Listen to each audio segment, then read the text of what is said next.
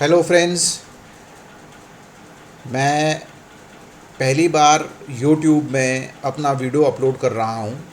मैं बेसिकली एक ट्रेडर हूँ जो कि पिछले 5 से 6 साल से मार्केट से जुड़ा हुआ है और मैंने मार्केट को काफ़ी करीब से देखा है और पहचानने की कोशिश करी है। मैंने काफ़ी बार मार्केट में ट्रेड किया है और ट्रेड लेते समय मैंने कुछ चीज़ें सीखी हैं और काफ़ी एक्सपीरियंस गेन किया है कि मार्केट में कि हम कैसे एक कंसिस्टेंट प्रॉफिट बना सकते हैं।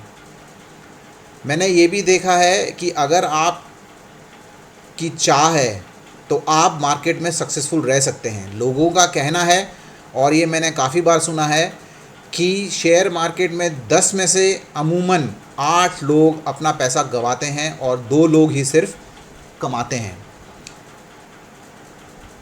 हमें कोशिश करनी चाहिए कि हम उन 8 में ना हो के उन 2 में हो जो कि मार्केट से रेगुलर पैसा निकाल सकें।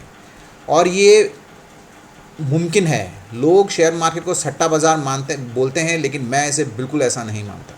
मैं इसे मानता हूँ कि शेयर मार्केट एक ज़रिया है जिससे कि हम अपनी रोज़ी रोटी कमा सकते हैं। अगर कोई फुल टाइम ट्रेडर बनना चाहता है या एडिशनल सोर्स ऑफ इनकम की तरह भी इसे देख सकते हैं, जिससे कि हम बैंक से ज़्यादा प्रॉफिट कमा सकें। अभी काफ़ी बार लोग मार्केट में जब पोजीशन लेते हैं तो वो स्पाइक बेसिस में लेते हैं। जैसे कि उनको दिखता है कि हाँ थोड़ा मोमेंटम बना है तो मैं इसमें एंटर कर जाऊंगा और थोड़ा बहुत भी मेरे को प्रॉफिट मिल जाए तो मैं वो लेके निकल जाऊंगा। लेकिन शेयर मार्केट में ट्रेड करने का ये तरीका गलत है। क्यों गलत है? क्योंकि इसमें अमूमन लोग फंस जाते हैं। कभी कभी ऐसा ट्रेड भी होता है जिसमें कि आप एंट्री तो कर लेते हैं लेकिन वो ट्रेड फिर रिवर्स हो जाता है। अगर आपको पता नहीं है कि ट्रेड कब रिवर्स होने वाला है या ये फेक एंट्री है या ये एक फेक स्पाइक है तो आप अपना पैसा गंवाएंगे। इसके साथ साथ अगर आप एक छोटा सा मार्जिन लेके भी एंटर करते हैं ट्रेड में, आप भले ही 1400, 1500, 1600, 1700 जो कमाएं ज़्यादा क्वांटिटी के साथ, लेकिन उसमें आपका जो टैक्सेस लगेगा वो आपके प्रॉफिट को नलीफाई कर देगा, यानी कि ज़ीरो कर देगा। आप शायद ही कुछ कमाएंगे कम, गंवाएंगे ज़्यादा।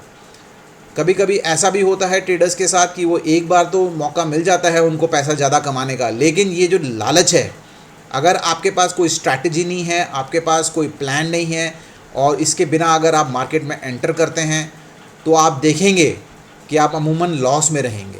क्योंकि लॉन्ग टर्म में मार्केट में जो आपकी किस्मत है वो नहीं चलेगी, लेकिन आपकी स्ट्रैटेजी हर समय आपकी मदद करेगी लॉन्ग टर्म में आपको प्रॉफिट गेन करने के लिए। अब जैसे कि मैं बता रहा था, मैंने मार्केट में पिछले 4-5 साल से हूँ और मैंने बहुत सारे स्टॉक्स और म्यूचुअल फंड्स एंड अपना निफ्टी में पोजीशंस बनाई हैं। इसी साल मैंने निफ्टी में 3 या 4 बार अपनी पोजीशंस बनाई थी जो कि काफ़ी लंबे टाइम तक मेरे को होल्ड करनी पड़ी थी, जिससे कि मेरे को काफ़ी सीख मिली।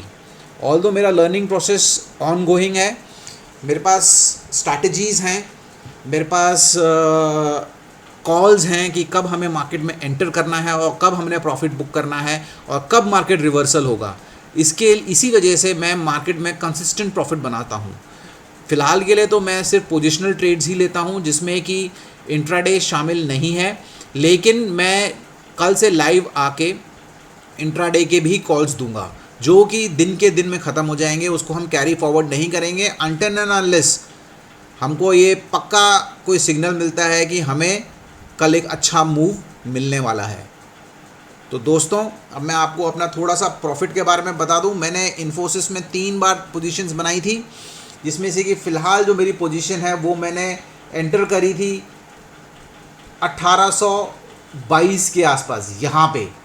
और आप देख सकते हैं मेरे को सिंस मैं एक पोजीशन होल्ड करके एंटर करता हूँ मार्केट में, तो मैंने यहाँ पे 1822 में जो मैंने पोजीशन बनाई थी, यहाँ पे 1822 के आसपास यहाँ पे कहीं पे मैंने बनाई थी पोजीशन 1822 यहाँ पे बनाई थी मैंने 22 तारीख के आसपास। उसके बाद मेरे को मार्केट का मूव के बारे में पता था, तो मैंने क्या करा, मैंने ये पोजीशन होल्ड करी। अगर आप देखेंगे कि मार्केट काफ़ी बार नीचे गई, फिर काफ़ी बार ऊपर भी गई, ये 1822 से आप देखेंगे तो लगभग 1840 भी गई, लेकिन मैंने स्टिल भी अपना प्रॉफिट नहीं बुक करा। कारण इसका कि मेरे को पता था कि ये 1842 के ऊपर जाएगा।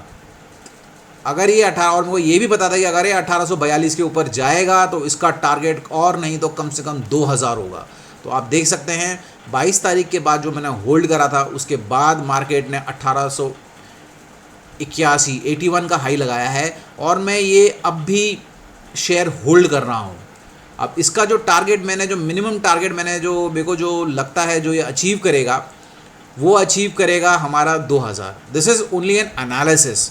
हो सकता है कि इससे पहले 2000 पहुंचने से पहले मेरे को ये स्टॉक इंडिकेट करे कि नहीं, मैं अब ऊपर नहीं नीचे की तरफ जाऊंगा, तो मैं वहाँ अपना प्रॉफिट बुक करके ट्रेड प्रॉफिट बुक करूंगा और पैसा घर ले जाऊंगा और एंटर फिर करूंगा जब ये मेरे को वापस इंडिकेट करेगा हाँ मैं अब वापस ऊपर जाने के लिए तैयार हूँ, और आप एंटर करें और प्रॉफिट कमाएं। तो ये जो टेक्निक है ये मैं लोगों को सिखाऊंगा अपनी क्लासेस में कि कैसे करना है, क्या करना है। और ये जो आप देख रहे हैं मेरे चार्ट में जो लगे हुए हैं, मैं बेसिकली सिर्फ एक टेक्निकल इंडिकेटर ही इस्तेमाल करता हूं, मैं फंडामेंटल एनालिसिस नहीं करता हूं, क्योंकि टेक्निकल एनालिसिस क्लियर बताता है कि स्टॉक ऊपर जा रहा है कि नीचे जा रहा है। अगर स्टॉक ऊपर जा रहा है तो टेक्निकल एनालिसिस आपको बताएगा कि ऊपर जा रहा है, और अगर नीचे जाएगा तो टेक्निकल एनालिसिस बताएगा वो नीचे जाएगा। मैं ये बिल्कुल नहीं मानता कि स्टॉक मार्केट साइडवेज होता है। मार्केट या तो ट्रेंडिंग होता है या तो डिसेंडिंग होता है।